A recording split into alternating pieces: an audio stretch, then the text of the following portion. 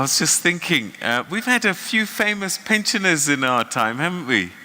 Nelson Mandela comes to mind, and anyone who's ever met him has got a great Madiba story, and I've been very lucky in the job that I've had. I've met him a few times, and I remember one story. I was at the Nelson Mandela Foundation in Houghton, and he came through with Zelda, and sort of walking through, and Zelda says, Tata, do you remember Peter Ndoro? And he goes, yes, I remember him, but does he remember me? And that is a true story. Incredible man.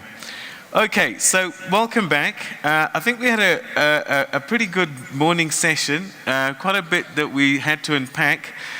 Just to perhaps maybe just to very briefly re-look at it. Retirement, a significant decision in your life, and you need to prepare for it. And I think this is a message that came through quite importantly. And it's a unique scenario for all of us. It's different circumstances.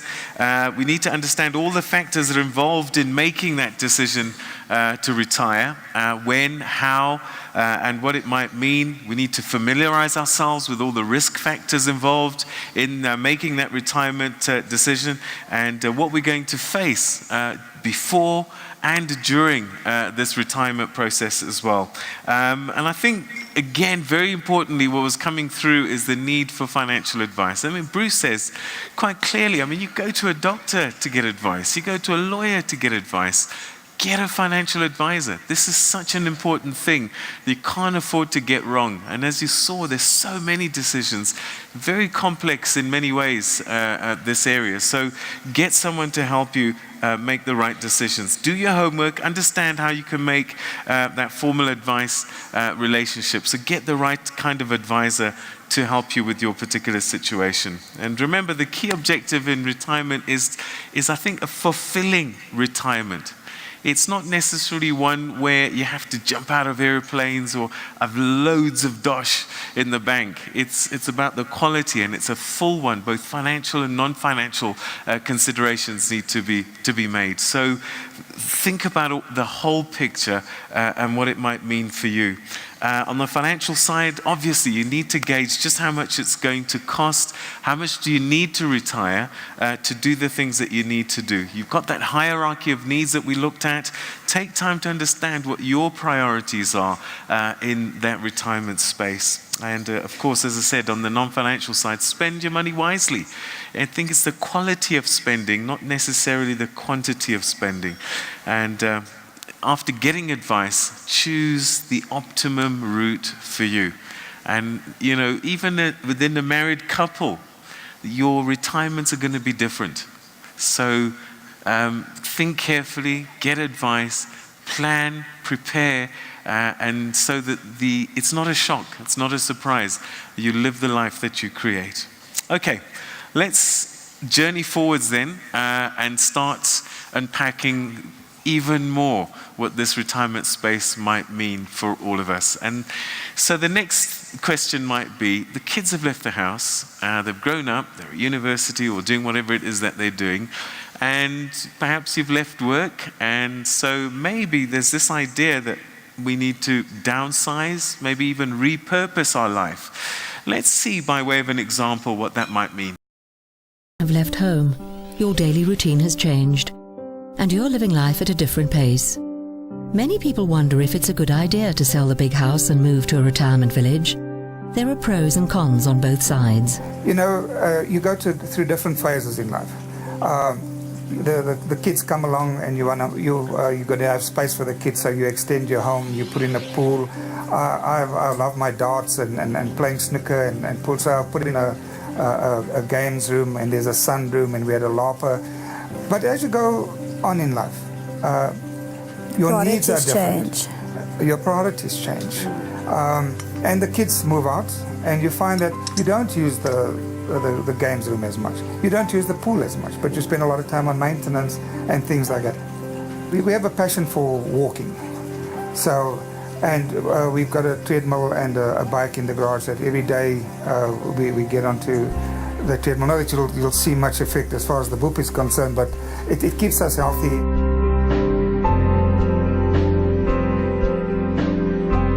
People see retirees that you're ready now for the grave. And you're old and grumpy. And you're old and grumpy, and it might be the case for certain people, but retirement is actually great if you can achieve that, because you've got a lot more free time, a lot more leisurely time, time to think, time to read, and do all the things that you couldn't do when you were busy working.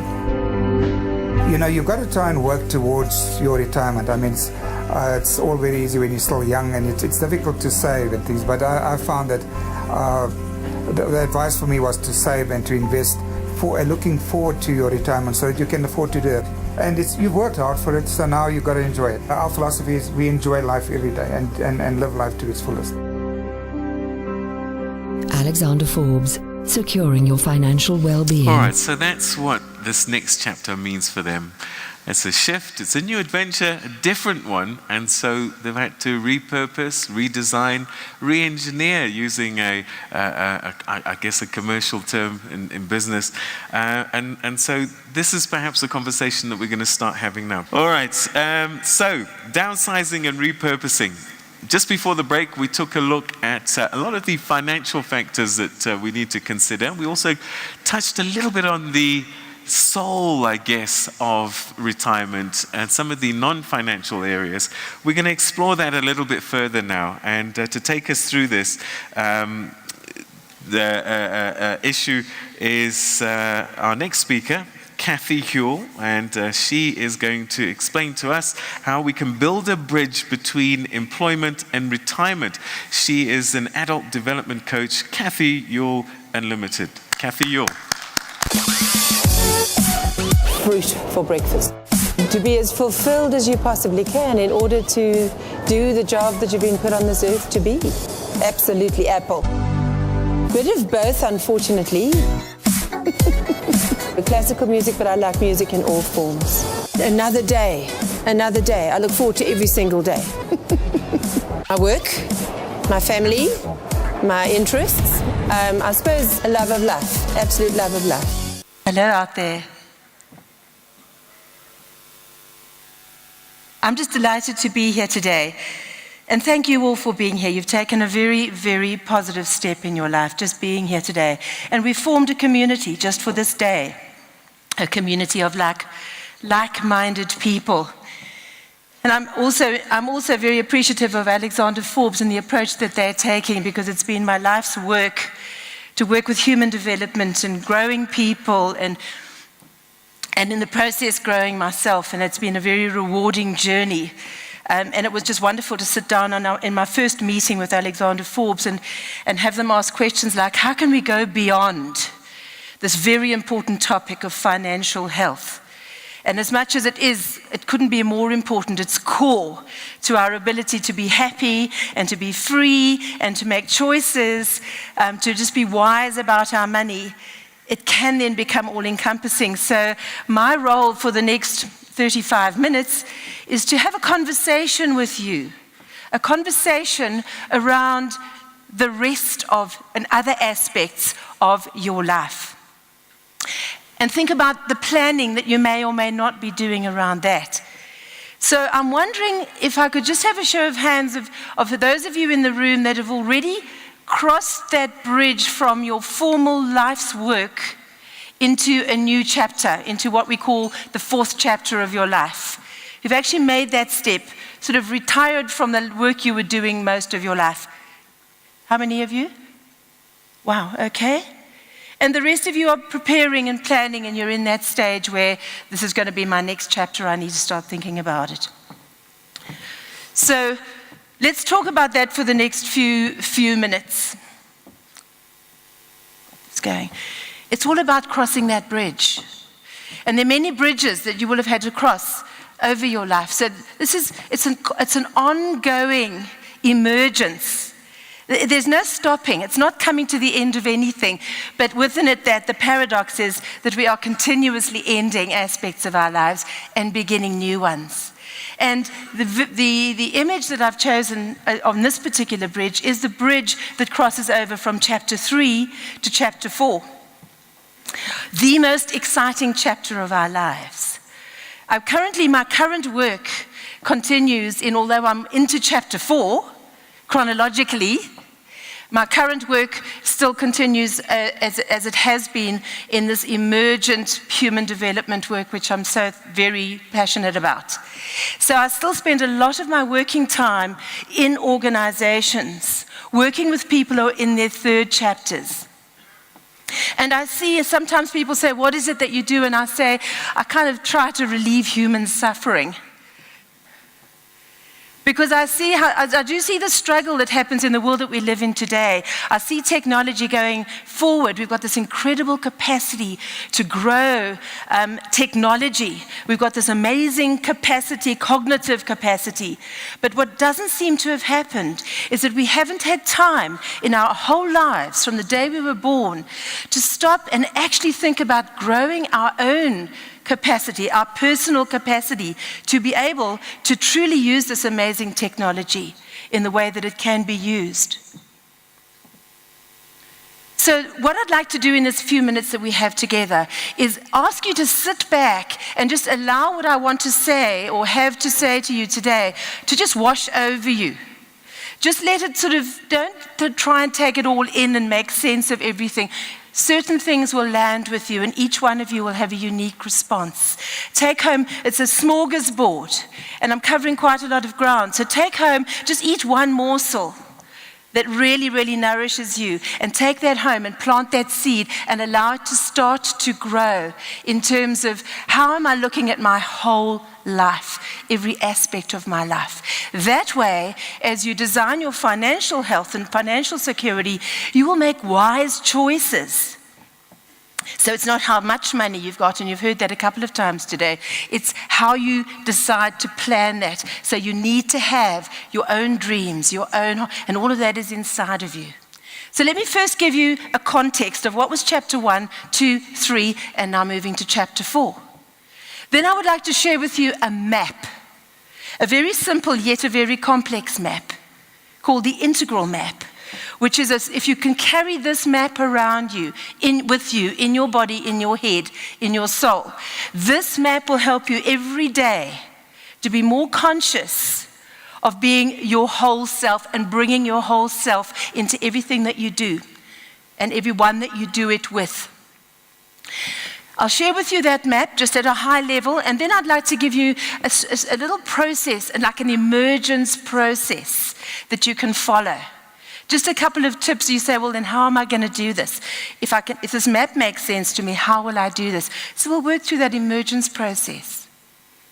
And then I'll give you a couple of principles using one of my many, many, many mentors, Leonardo da Vinci. What made that man such a genius? And he's got 7 principles, which I'd like to share with you. So let's move with that. This is building the bridge, and let's look at the elements that need to be incorporated in this bridge. And each of you will build a beautiful, colorful bridge, but each of you will build it with different elements because you are unique in how you want to spend this 4th chapter of your life. I was fascinated with John's fantastic video at the end there to sort of be reminded that back in the 1880s, when the Industrial Revolution began, people started to become this sort of mechanistic in their way of living in the world and working in the world, and losing. And then the retirement, you stop and you leave work and you better have saved enough money at these ages of 64.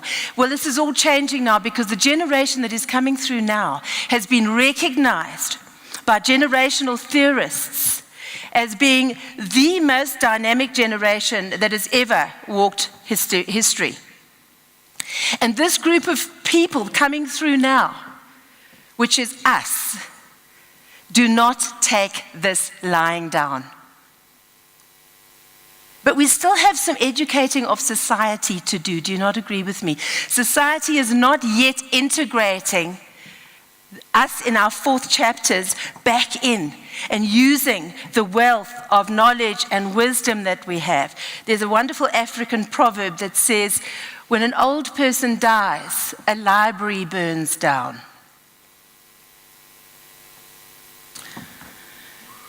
And Albert Schweitzer says, I don't know what your destiny will be, but I do know that those among you that will be really happy will be those who have sought and found how to serve.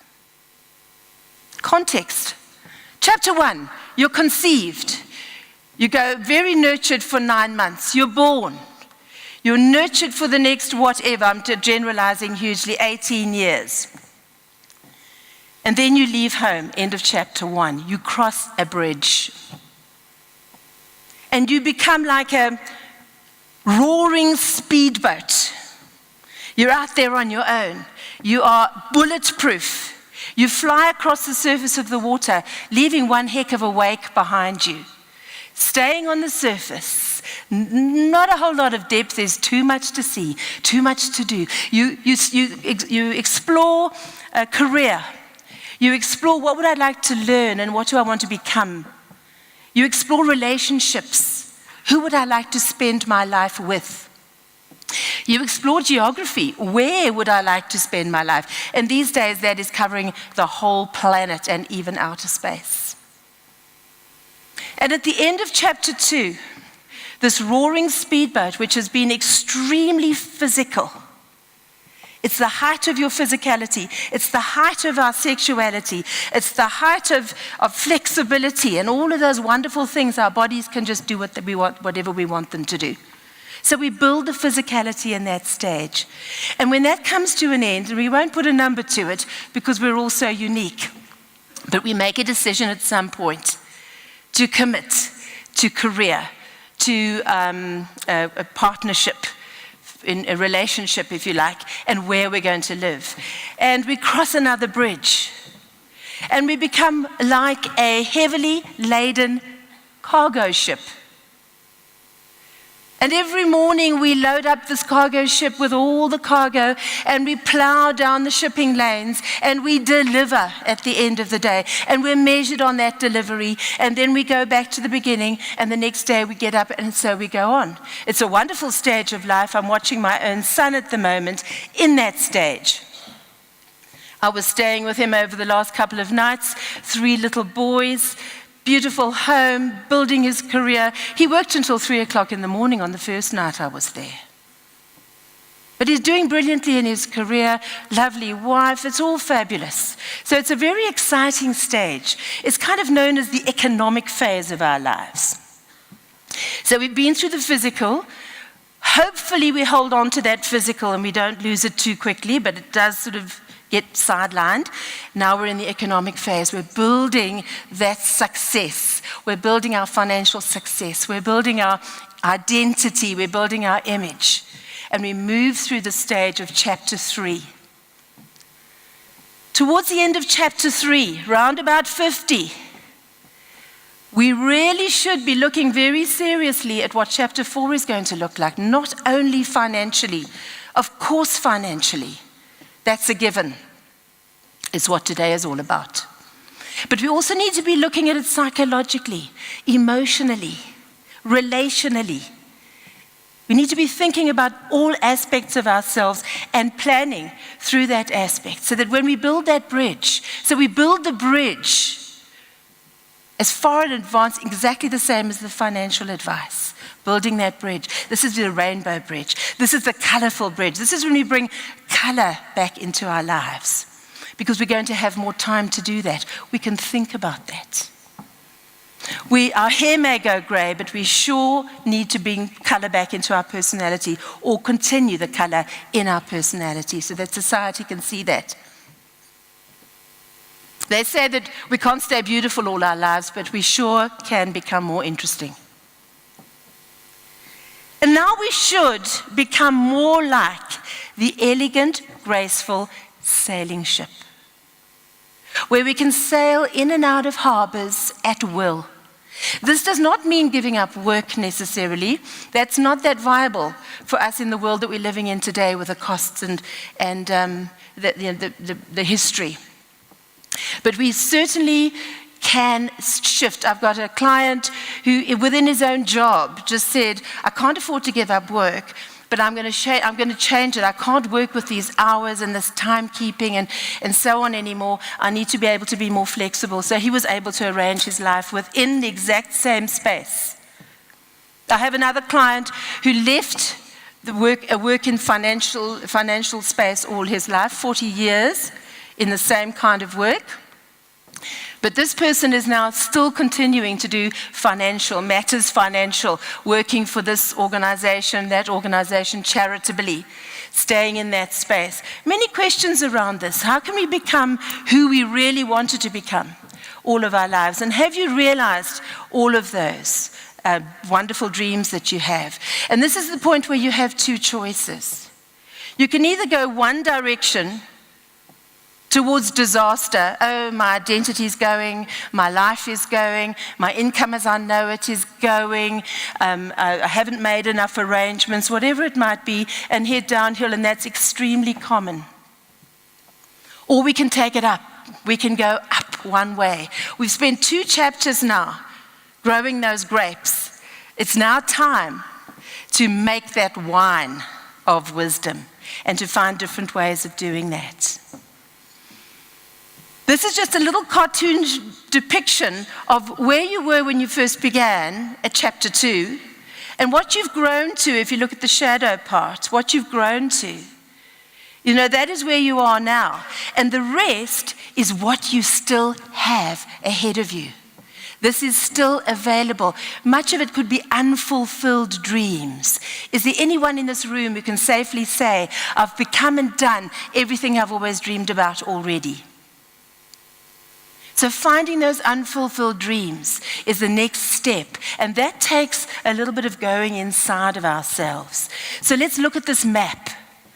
Ken Wilber's map of human experience called the 4 quadrants. And that way you'll be able to open your eyes and find out where you're going. It looks a bit like that. There are 4 quadrants, but they're actually all part of your own human experience. I separate them just for the understanding. In the upper left quadrant, we've got our internal space. And that internal space is your thoughts, your feelings, your values, your dreams, your memories, your worldviews, your belief systems. They all sit inside. And they cannot be seen by anyone on the outside. I'll quote to you from John Gardner, brilliant author, who says, human beings have always employed an enormous variety of clever devices for running away from themselves. We keep ourselves busy. We fill our lives with many diversions, stuff our heads with so much knowledge, involve ourselves with so many people, and cover so much ground that we never have time to probe the fearful and wonderful world within. By retirement, most of us are accomplished fugitives from ourselves. Needed to dive into that deep sea. Daniel Siegel has written some beautiful books on neuroscience. You might want to get one of those and read them. Just understanding the human brain. There's a lot of work being done on that. And recognizing the importance of developing that brain and going inside of yourself and knowing what it is that you want to become. And really exploring that. There's a way of doing that. And then opening that up. Opening it up. And there was a beautiful experience this morning when Anne told her story of how she'd just been all so successful all her life as she has been, and then this happened to her. So taking off her mask in that way and sharing that story is the opening, not necessarily to that extreme. I just think that Anne was incredibly brave, and it was really inspiring for me. But being able to open ourselves up more, get together into community, being able to interact with each other and share our stories, because each and every one of us that have had the privilege to arrive in our 4th chapter have had some kind of challenge to meet in our lives. And if we haven't already, it is still to come, guaranteed. Are we prepared for it? It's not what happens to us, it's what we do with what happens to us. So that's the upper left quadrant, the internal individual space. It says I'm an individual and I have an inside. So let's go to the upper right of this map, which is the external individual space. On the outside of me, I have a body. I have behavior. We have language. We have health. We have things that are measurable. People can look at us and say, okay, I can see from the outside. So it's my external eye. So I've got an internal eye and I've got an external eye. And the importance of becoming aware of both of those is that everything that's going on inside of me is informing what you see on the outside. So understanding your inner sea is incredibly important for being able to work with how you show up, how you behave, how your health shows up. Big factor. And here we can engage using that body, the external place, we engage all of the senses. Back to Daniel Siegel, who says we just don't use our senses and yet our brain cells sit physically in our bodies. That is new scientific discovery. We've got brain cells all the way through our bodies. We've got the capacity to understand and make meaning of our lives far more broadly than we've ever been taught, because we've only been taught to use our brain, the head brain, which can sometimes give us some pretty weird stories. And building up that energy by using that whole body, developing a body, as Leonardo da Vinci calls it, corporalita. Building a body that has got energy, not just through physical exercise, but just through the way that you use your body, through the energy that you exude, the way you sleep, your sleeping habits, your resting habits, your eating habits. So using your physicality to keep that level, to still feel like you felt when you were in your speedboat stage. Back to the map. We've done upper left eye inside, upper right eye outside, lower left we inside. That is us as a community. It's looking at myself in relation to others. It's happening all day long, and it's being influenced by what's going on inside of you, and what you're doing on the outside is helping you to socially interact. As you get into your 4th chapter, it somehow becomes even more important. Connecting with other, being able to gauge through your relationship and interaction with others, it becomes more and more important as we get older, with many studies around what happens if loneliness becomes part of our lives. So we need to be conscious of building the relationships that have always been important to us, but during that a cargo ship stage, we sometimes allow relationships to be neglected.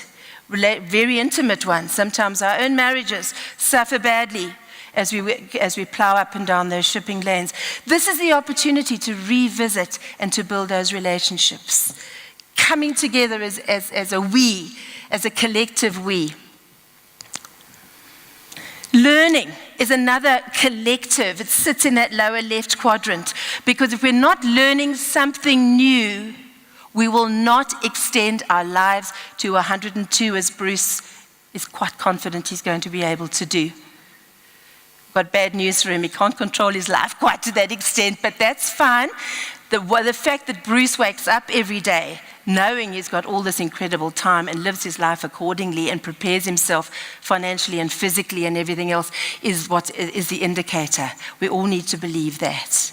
But learning something new, and this becomes more and more scary as we get older, because we've all become this deep expert in a particular area. We are known for our knowledge. So learning something new, as much as all the dreams we have probably require new learning. But we don't step into it, and I see that happen. I have a client who, when he left work, he said, I'm going to play the piano, I'm going to paint, I've wanted to all my life, I'm going to write books. And that's the same client who's still doing everyone's financial books at the moment, because that's what he did for 40 years.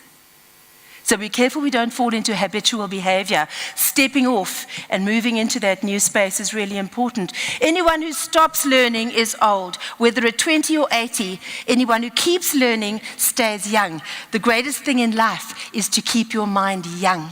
And we have to create, that was Henry Ford, not me, but we have to create the space where learning can happen.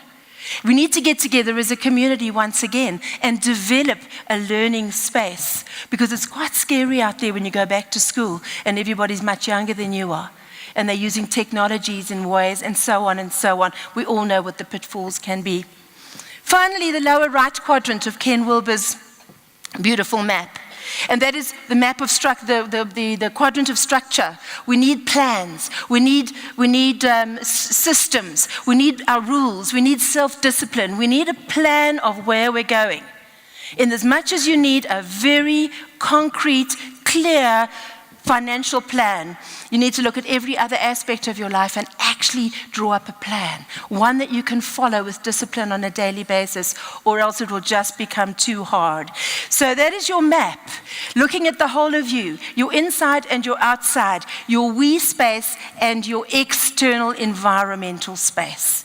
Very powerful map. I've written an article about it, which, if it hasn't already gone on, will go onto the interactive website. So make sure that you can, if you're interested in this, read further, or else contact me and I will gladly send you information on that. Now we're going to talk about the process, and I'm using high-level approach and using visuals. You'll notice I've used a lot of visuals rather than words today, because I'm trying to reactivate the right brain.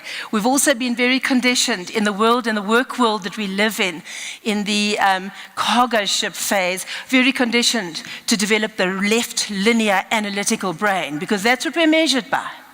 So I'm coming in through the right brain, looking at that whole brain that Anne mentioned earlier, and just bringing in color and visuals. And I'd like to acknowledge Lalalani Mabela, who was an artist who sat with me for 2 years every Friday, as we put together visuals to tell the story of all of this wonderful thing called human development. And we ended up with 170 original pieces of artwork, some of which I'm showing you today.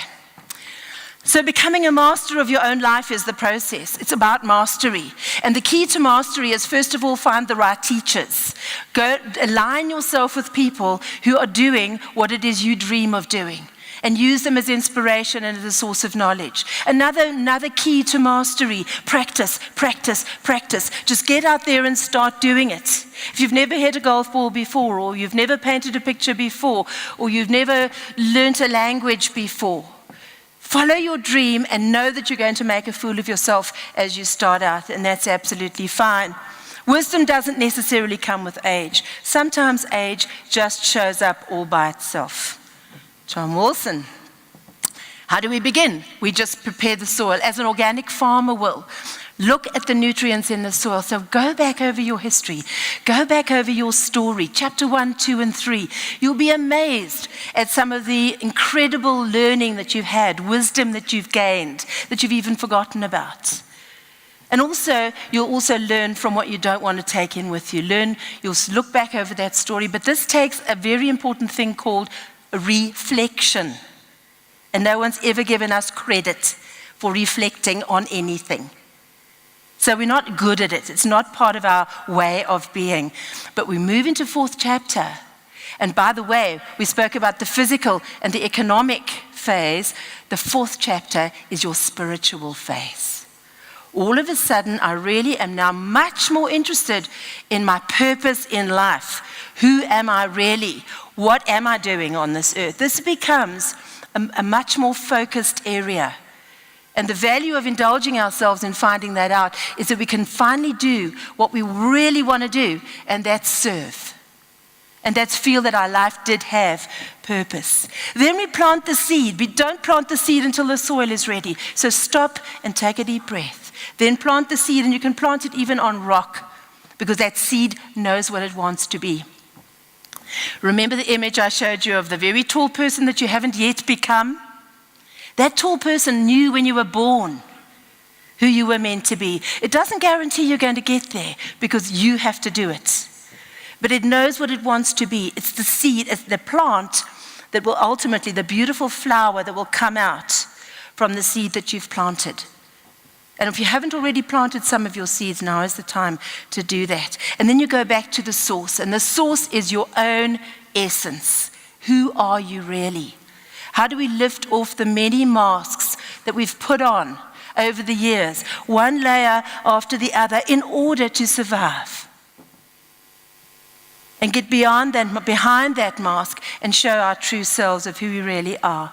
And then the next question in this emergence process is to ask yourself, what are the 5 most important things I still need to do in my life? Just 5. Anything like, I just want to be a better parent. I wasn't around enough. I can make up for that now. It might be, I want to travel the world. It can be anything. There's no right or wrong answer to your life and your future. Only you will know that. But What is Your Big 5 for Life comes from a brilliant book on leadership called The Big 5 for Life. And it tells the story of a brilliant leader who only hired people whose personal purpose was in alignment with the purpose of his business. And it tells the magical, magical success of that and how that brought happiness and success all together at the same time. Then you gather your whole life experience. We've spoken a little bit about that already. Go back, get your whole story, have a good look at it, talk about it. Take a deep bow for what you've done so far, and then integrate it. It's in the integration that we become who we really want to become. We can't just have all these different siloed aspects, and we really have been well conditioned to work in silos. But bring it all together into one beautiful story, and then pick up the pen and make sure that you yourself are writing chapter 4. Even if chapter 1, 2, or 3 were often written for you by your boss or your relationship or something else, then you re-author your story. There's all of this time. We are all going to live, in fact, we're designed to live till 120, physiologically. So we have lots of time. We can live another whole life from that moment when society says, you've just finished. There was a young lady in Cape Town a couple of days ago at this event who came up to me, and she'd published an article about this event in the Port Elizabeth newspaper. And she said, we loved your article, but she said, you know, when we submitted it to the paper, they said, this isn't a very sexy topic, retirement. And she was just telling me the story quite innocently. She was probably in her 20s. And I thought, yes, it's time we made retirement sexy. Because I don't think that this group, I don't think that we are prepared to become old. Not in the way that we know it. So then we begin with a blank canvas. So now you've gathered your story, you've picked up your pen, now you go back to a blank canvas. Don't try to build on. You're building on what's really worked, but start fresh. Say, now what is the next thing? If you're not looking at a blank canvas, you're going to be too influenced by what's already gone behind you. Look straight out there into the future. There's absolutely no end to it. And then step off the edge, knowing that you will land safely, or take a flying leap off the edge. Or just take the first step and just start walking like Dorothy in The Wizard of Oz, who had a dream and she needed to arrive at the Emerald Castle. Whatever your Emerald Castle is, walk towards that and just keep walking. It's a beautiful circular, and you'll find the rainbow at the end of it. So this bridge that you're building with all the elements that are inside of you. Your own self-confidence, your own belief in yourself, your own self-discipline, your own dreams. Nobody else can help you with that. This is yours. But of course, many people can help you with it, but nobody can tell you what it is. It's up to you. And then the idea is to be able to let go. Let go of the parts that are no longer useful to you. Even if it's letting go of a beautiful, strong body, knowing that we have to accept the fact that that shifts. Let go of many aspects of your life, because there's an awful lot of letting come to enjoy as well. In fact, there's quite a fun game I have to share with you. I'll just read it quickly to you. Conducting a thorough inventory of your life. That would be sitting in the bottom right-hand quadrant. Ask only one question of each assumption, possession, relationship, activity, and structure in your life. The question you will ask is, does this add meaning to my life? If the answer is yes, keep it. If the answer is no, prepare for surgery and move on. All changes, even the most longed for, have their melancholy. For what we leave behind us is a part of ourselves. We must die to one life before we can enter another. Get that whole brain firing, left brain, right brain. We have a whole brain. We're just way conditioned to using one half and leaving the other half.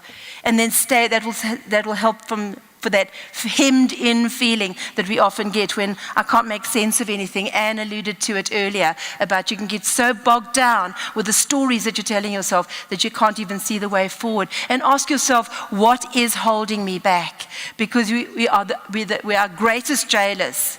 We're prisoners of our own selves so very often. So we're going to step out of that shadow and we're going to step right out into the future and take that flying leap and trust that gap as we go and feel free to choose. Walking towards that rainbow. And the rainbow represents the 7 Da Vinci principles that I wanted to share with you. Once again, I will write an article about this and we can put it onto the interactive website. So I won't go into detail on it. I'll just put it, these are the principles that will help you to write your next story and to leave the footprint that you really want to leave. And to be enthusiastic from this moment right through to the very last day when you choose to die a very dignified and graceful death, leaving a lot of people very inspired. None are so old as those who have outlived enthusiasm, says Henry David Thoreau. The 7 principles. Leonardo da Vinci. Follow these 7 principles and you will bring out the genius in yourself. The first one is curiosity. A strong desire to learn, wonderful curiosity. Don't move out of that space of being the expert who tells and move into the space of asking questions and being curious. Demonstrazione is about being prepared to do without knowing whether you're going to fail or pass. Be prepared to make mistakes. Sensazione is about using all of those senses, the 5 physical senses. And then there's also the 6th one, which is your intuition. And there's even a 7th one now, according to Daniel Siegel, which is mindsight. Mindsight, which is a higher level, if you like, of emotional intelligence. So Formatu is about understanding that it is not a black and white world. That things are not right or wrong. They're not this or that. Things, the paradox, living with ambiguity, living with uncertainty is a way of life, and it's exciting and it's adventurous. Arte scienza is the right and the left brain, as I need to be able to fire up all of my brain cells to truly, and the brain cells right through my body. So my creative side as well as my analytical side. Corporalita, which is about building a very strong body. I've spoken about that and making sure that that body is able to exude the energy that it needs. And connessione, which is about understanding that everything is connected. Nothing is separate. Everything is connected, and we are part of that connection. I've summarized as I've gone along, so I would just like to share with you a final quote by Mark Twain. 20 years from now, you will be more disappointed in the things that you didn't do than in those that you did. So throw off those bowlines and catch the trade wind and sail away from that safe harbor and catch the trade winds in your sails. Explore, dream, discover. Thank you.